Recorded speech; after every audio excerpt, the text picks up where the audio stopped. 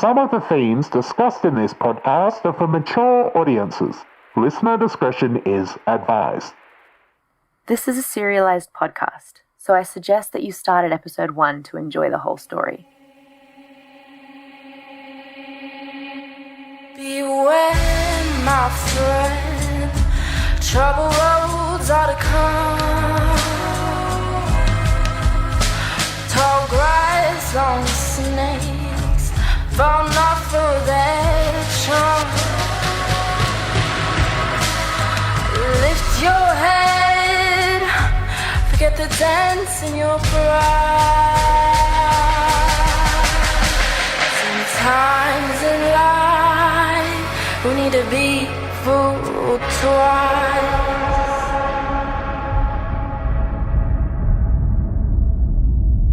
Fool Me Twice follows the story of my mother, Jules Hannaford, in her attempts to find love online. I'm Zara Hannaford, and in this series, I'm trying to understand romance scams, why people fall for them, and how they work.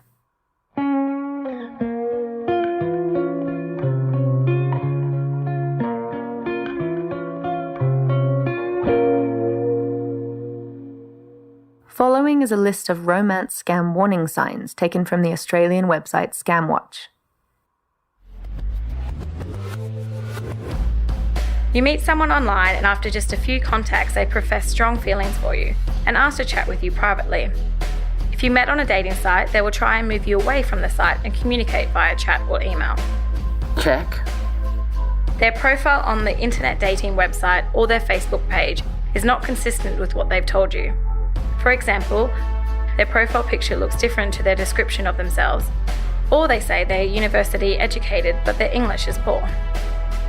Truman had inconsistencies with his name, he had almost no friends on Facebook, and his written English was all over the place.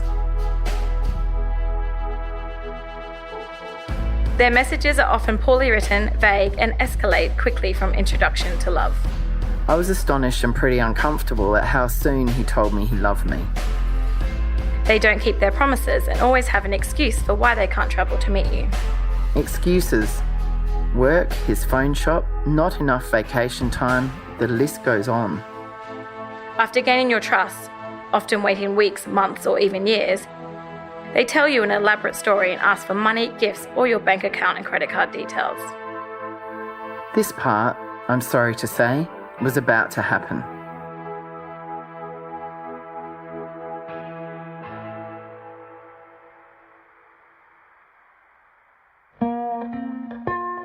Chapter 1. Leaving on a jet plane.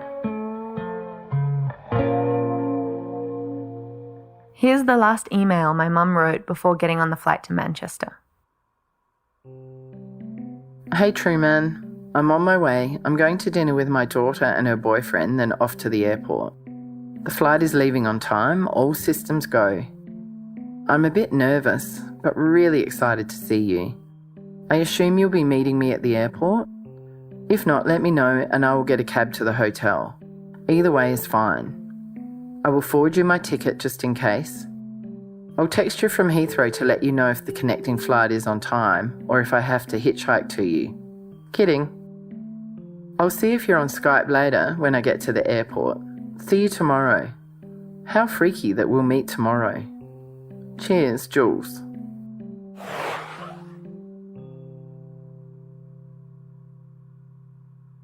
What do you think now, reading this email?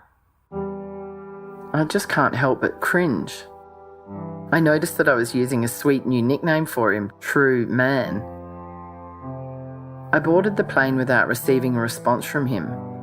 He'd mentioned that he was feeling unwell in a few of our conversations leading up to this point, and I was giving him an easy out for meeting me at the airport.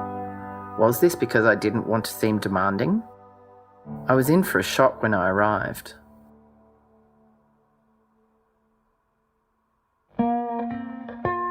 Chapter 2. The Police Report.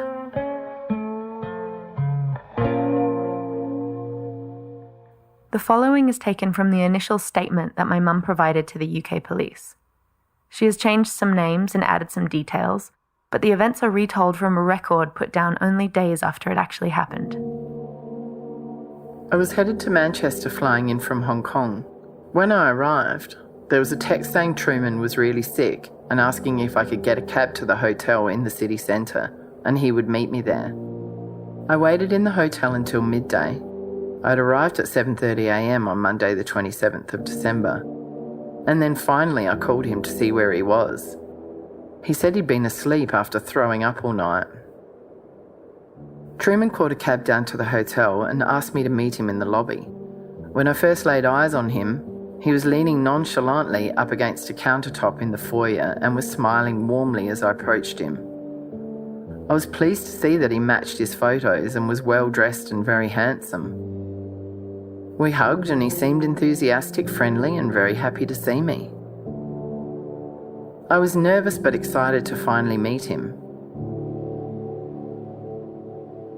He said he needed to run some errands, so he got back in the cab which was waiting outside and went to pick up a sign for his phone shop. It turned out that we could not pick up the sign because it was a public holiday, so we came back to the hotel. When we arrived back in the hotel, he said he'd forgotten his wallet and asked if I could pay for the cab. I was irritated and suspicious, but I paid the cab. I later realised that getting me to go in the cab to get the sign was just a ploy to get me to go with him, as he didn't have any money to pay for it. He would have known damn well that it was a public holiday and that the store would have been closed.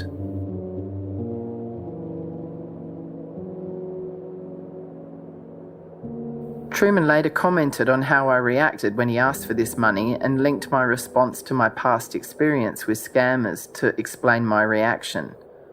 He would continue to link my previous dating disasters to my current reactions to things as the week went on. I wish that I'd not told him about any of these past relationships and negative experiences, as he frequently used them against me during my visit. The rest of the police report contains countless similar details of moments I could only see as indicators of a master manipulator when looking back on them and writing them down. At home alone, after it was all over, I began to panic and shake and could hardly calm myself down.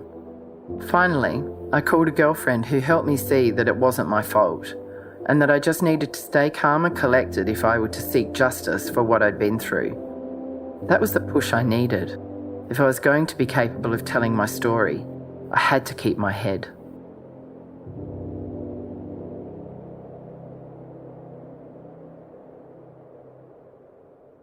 Fool Me Twice is sponsored by Buster Rut, a health and well-being program that's changed Jules' life for the better.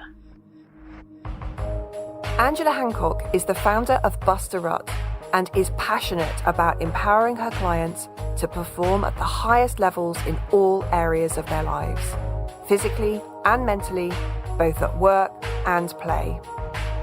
If you commit to her superfood nutritional system for just 30 days, you will kickstart your health journey and create a sustainable framework so that you can enjoy a healthy lifestyle in the long term. You'll be embraced by a supportive community which will keep you inspired, motivated, and accountable. Layer her nutritional system into your existing regime or completely replace your current one. The choice is yours and will depend on your personal health goals. Healthy aging, improved sleep, increased energy, mental focus, fat loss, muscle gain, enhanced performance, better mood. These are just some of the benefits reported by her clients.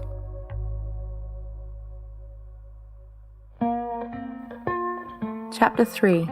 The Bachelor.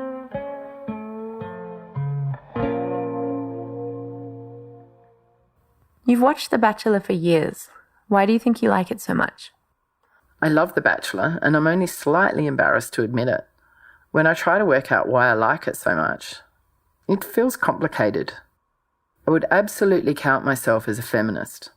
So the way that the women are depicted on the show as mean, conniving and catty shouldn't sit well with me.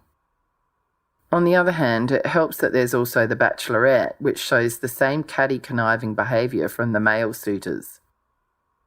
I used to work in film, so I know how much editing plays a role in developing characters to get ratings.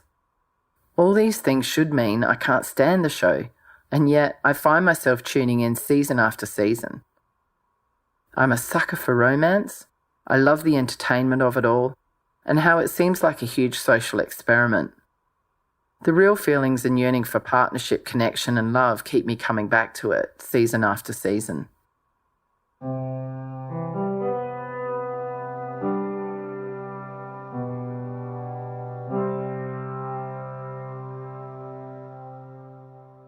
Amy Kaufman wrote a book on the show calling it America's Guilty Pleasure. In an interview for Time magazine, she says, "We now know that the couples don't really stay together, and it's not a formula for lasting love. But I think why we're so obsessed with the show has something to do with our desire to have fantasy and romance in our life." When asked if the show still resonates with her, she replies, "I can't lie. When I watch two people connect, it makes me feel like I can have that someday. It might not be in a helicopter or on a mountain, but I can certainly have a guy make me feel like I'm worthy of love." When I look at the events that happened with Truman through the eyes of my mother's love of The Bachelor, I can clearly see the two realities she's capable of living in. Just like her beloved reality TV show, she made herself overlook things that she knew or suspected were fake so she could keep participating. And, just like The Bachelor, the thing that comes to matter above all else is that she could find herself worthy of love. Chapter 4. The Scam.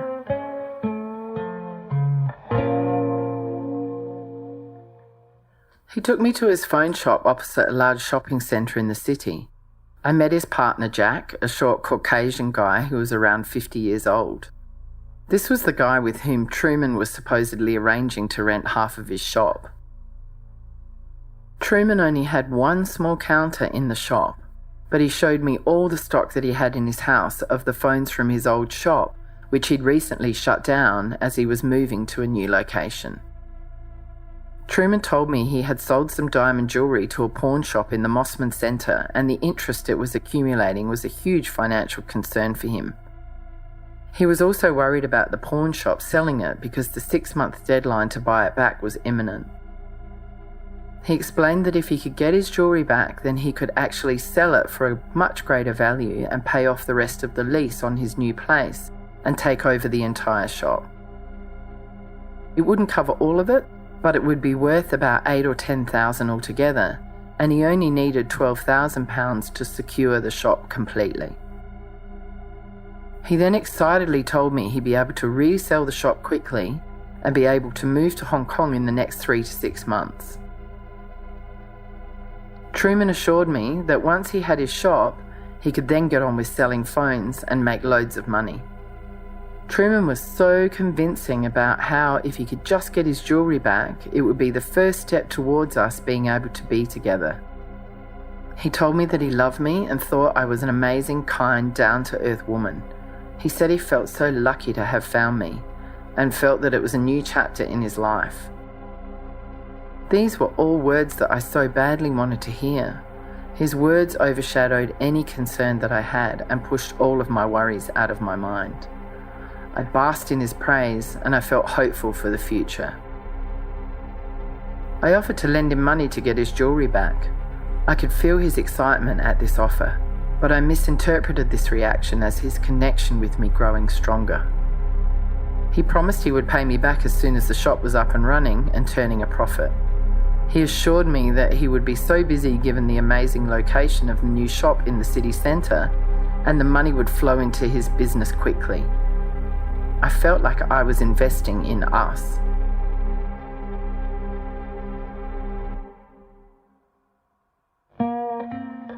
Chapter 5. Truman and the Rental Car.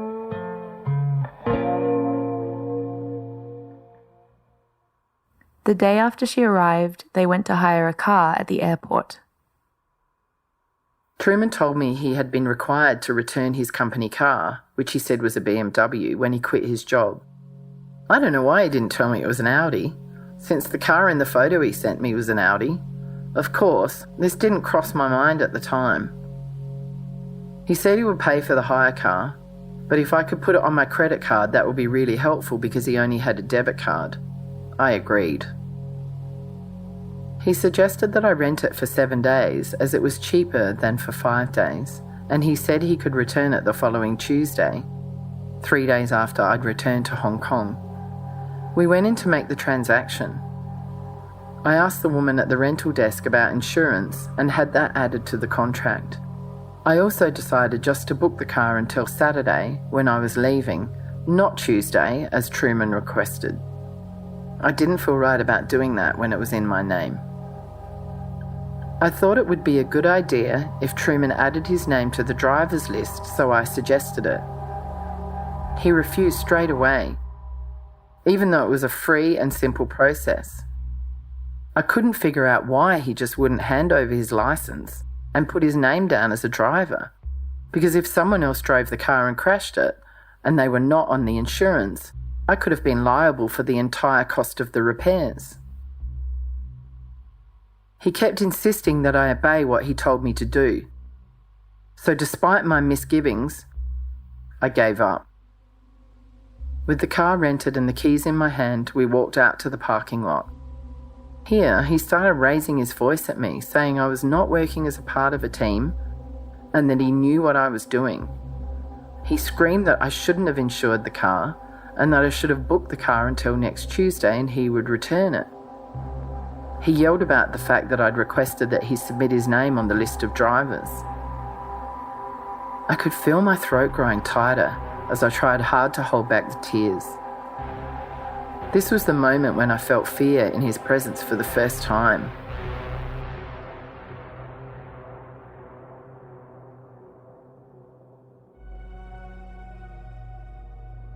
In hindsight, I suspect there might have been a reason he didn't want his name on the driver's list, either because he didn't have a license or he didn't want me to see his real name.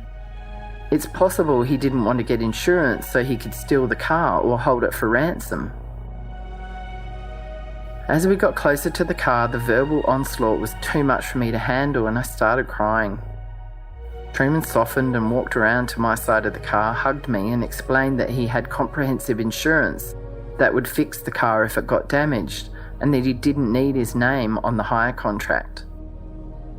I was jet-lagged and confused. I knew he was wrong, but I couldn't be bothered arguing. So to my shame, I went back in and changed the contract and cancelled the insurance. The girl at the counter could tell that I'd been crying and gave me a look that showed sympathy.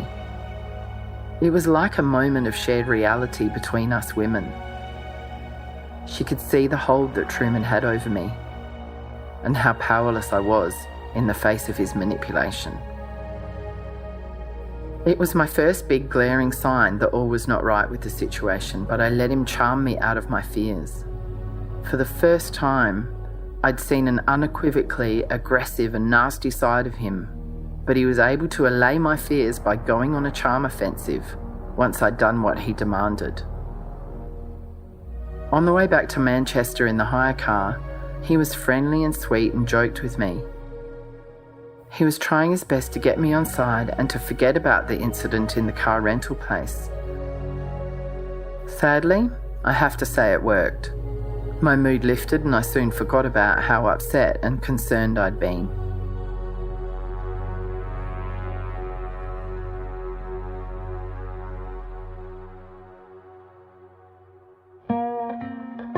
Chapter 6. Naive.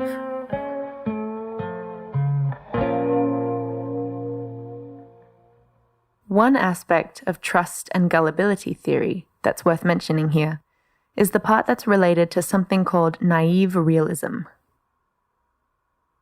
In psychology, naive realism explains the way some people look at the world and imagine that the reality they see is just as it is. They don't look for their own biases or prejudgments to try to see reality more rationally. They just accept what they see as real and assume there's no need to question it. In a way, that's what my mum was doing. Some research into trust suggests that people who are more trustworthy themselves are more likely to trust others, in part because it's difficult for them to imagine a world where people would take advantage of each other on purpose. This was part of her naive realism. It would be extremely difficult for her to imagine being conniving or manipulating anyone, so this made it hard for her to see when someone else was doing those exact things to her. She was fighting hard for her reality, one where people are basically good and the world is a trustworthy place, and in doing so, getting herself into more and more of a dangerous situation. Her deep unwillingness to see what was really going on had barely even begun to crack. So badly did she want this man to prove to be the things she had hoped he had been, that she was already giving him second, third, fourth chances to prove he could be her perfect partner. Here's forensic psychologist Dr. Shiloh's perspective on what happened here. Someone who may be susceptible to a romance scam, honestly, I have seen the gamut. I don't know the exact research behind this, if we're talking about risk factors to be possibly a victim of this. I have had cream of the crop, most intelligent people, judges, crime scene investigators, people that should be suspect anyway, right? If they're involved in the criminal justice system, we think, oh, you have a different awareness of hypervigilance about these things.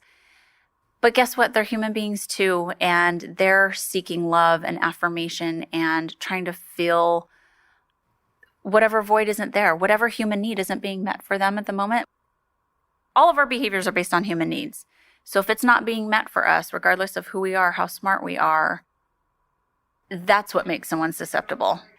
So for people that actually go to meet their romantic scammers, what I have found, this is just anecdotally with individuals that I've had in treatment, again, not research-based, but there is an underlying pull of, I have to know and see if this is real. And I've had clients who have made multiple attempts of, I will pay for your plane ticket to come out here, come visit me. It's that in-person contact that you finally want to take that step with. The scammers are very good at skirting that and coming up with excuses as to why they can't. But I find that it really is, even if you're not consciously thinking about it, it's that pull of, okay, here's an opportunity for me to meet this person in person.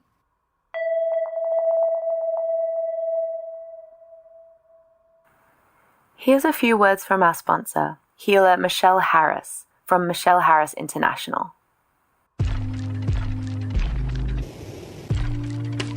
Are you seeking change or a new perspective? Do you want to move forward to grow personally, spiritually, or professionally? Are you ready to optimize your work performance and create more business success? Do you seek guidance and effective solutions for your relationships, your family, your business, or your life? If you want more joy, love, success, abundance, and happiness, Michelle Harris International offers unique services for adults, kids, teens, and businesses. It's time to move forward and live your magnificence. Get in touch now to receive 10% off your first session. Offer ends January 31st, 2020. Michelle Harris International, creating empowerment, healing, and life solutions that work. Connect with us on Facebook, Instagram, and our website, Michelle Harris International.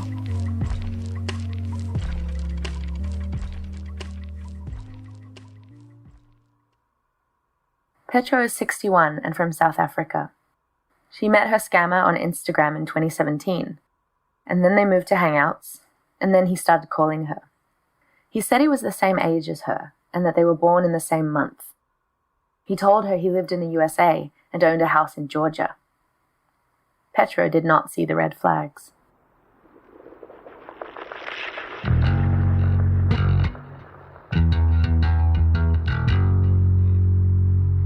The first thing that hooked me was that he said to me he was a Christian because I'm a very big believer in God. And that wowed me because I was looking for a man like my late husband, because my late husband was a qualified pastor and he taught me a lot about the Bible. So that's the first thing, because then he started praying with me in the morning and praying at night and sending me Bible verses and things. But he never knew that my late husband was a pastor. When I asked him if he was a Christian and he said to me, yes, Then he started doing all these things. Then the first time he asked me for money was for an accident that his daughter was in, and he had to pay medical bills. Then I paid the money into Western Union Bank, and then he withdrew it, and he gave me addresses of people that I had to send the money to in the USA, in Georgia. I sent the money to them. They collected the money. He said to me it was friends of his that will collect the money and forward it to him. He was then in Norway on a rig. He then went from Norway. He said to me he was going home to USA with some of the money that I sent him. Then he got stuck in supposedly in New Mexico because he didn't have money to do a private flight and his papers had expired, so he had to go redo his passport and his papers with somebody that he knew in New Mexico. After that, he sent me another message that he needed more money because now he has to pay for the private flight, but his lawyer will send me all the paperwork and things for my visa and my visiting visa, and I did that. I sent him money, and then the lawyer sent me the paperwork for my visiting visa. At that stage, I realized something was wrong when he was supposed to get on the flight, and he couldn't make the flight, apparently, according to him. By that time, I had already sent him $80,000. And when I confronted him, he blocked me and he didn't want to chat to me. But at that stage, I was still chatting to his so-called daughter. Her jaw was strapped with wiring because she couldn't talk, but she typed to me. But it wasn't her. I now realized it was him because he was playing the role of father and daughter. So that's why she couldn't talk to me, because there was no daughter. But he was chatting to me via typing as the daughter. And that's when I realized, that's when I started joining all the groups on scamming. And then they showed me the red flags. And then only I realized I was scammed. Then he contacted me again after a long time. He contacted me again and said to me, can I help him to get home to his daughter because his daughter is very ill. So I said to him, sorry, I am not helping you with 1 cent more because you're a scammer. Then he blocked me again. And after a short while, he opened up Hangout again and he came out onto conversation again. Then he said to me, if I promise to help him this time because his daughter has died and he needs to go and make peace with his dead daughter in USA so that he can bury her properly, if I can send him $500 just to buy new clothing to get on a flight, then he will appreciate it. Then he will prove to me that he is real. Then he once again sent me another visa paper from another person, 3 other persons. And then I blocked him immediately there, and then I blocked him. But in total, I lost more than $80,000. After I was scammed and I realized what happened, I was very ashamed and I was very suicidal. I was very, very suicidal. I was actually writing out my will and writing a letter to my kids that I still have. That I'm sorry of what I did to them. And I just prayed to God, and God just helped me and carried me through, because I realized that was not who I am. If I was going to take my life, I was going to hell. So at this point, I was very, very empty and lost. You know, the strange thing was, I was just looking for love.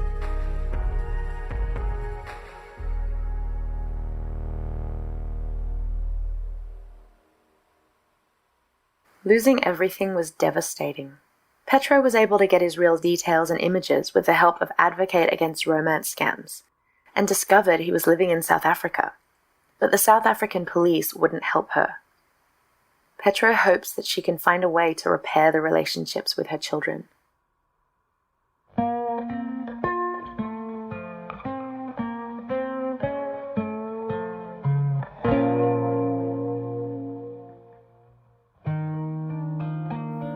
In the next episode, the situation gets a whole lot worse and she starts to finally see what she's gotten herself into. There's a moment of terror and a rude awakening in a hotel room when the penny drops and she can momentarily see through the fog. What isn't clear, though, is whether the fog will stay lifted. By this point, she's wound tightly around Truman's finger. He has a strong grip on her, and he's been carefully honing his manipulation tactics to try to scam her even further.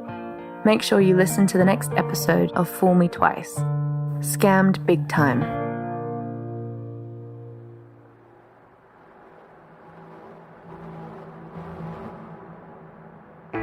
Fool Me Twice is based on a memoir of the same name by my mother, Jules Hannaford, and is written and directed by me, Zara Hannaford. It's produced and edited by Jules Hannaford, with music and sound design by Shayde Furlong. Our theme song was sung by Angele Meyerhoff. Thanks to all the actors, experts, victims of scams, and the scammer who contributed to this podcast. If you suspect that you or someone you love may be involved in a romance scam, please reach out to Advocate Against Romance Scams on Facebook for support. Or contact your local police for advice. You can get your own copy of Jules' memoir, Fool Me Twice, on Amazon. If you've enjoyed this episode, please rate and review Fool Me Twice on Apple Podcasts, and then please share it with your friends and family. You can access these episodes ad-free on Patreon. If you'd like to support the production of Fool Me Twice, please go to Patreon and search for Fool Me Twice. For as little as $5 or $10 a month, you can see more of the Skype chat between Truman and Jules, receive online dating safety tips, and get your own copy of Jules' memoir.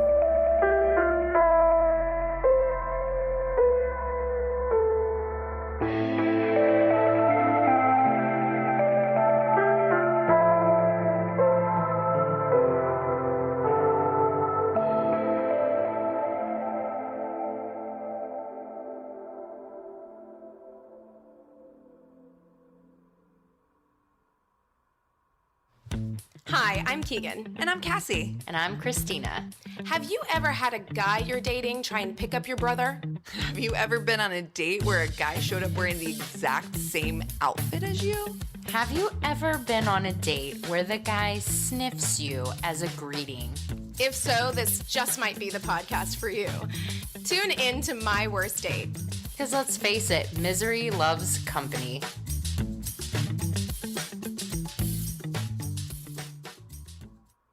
Doctora Ramos, a la sala de espera. Hay un problema que afecta a muchos niños que no puedo resolver sola. Se llama estrés tóxico. Es la manera en que el cuerpo de los niños responde a experiencias difíciles, desde palabras bruscas hasta una pérdida dolorosa. Esto hace que sea más difícil combatir infecciones y enfermedades. También aumenta el riesgo de problemas de salud a largo plazo. Pero hay pasos que los padres pueden tomar para ayudar. Aprende 4 cosas que puedes hacer para superar el estrés tóxico en first5california.com.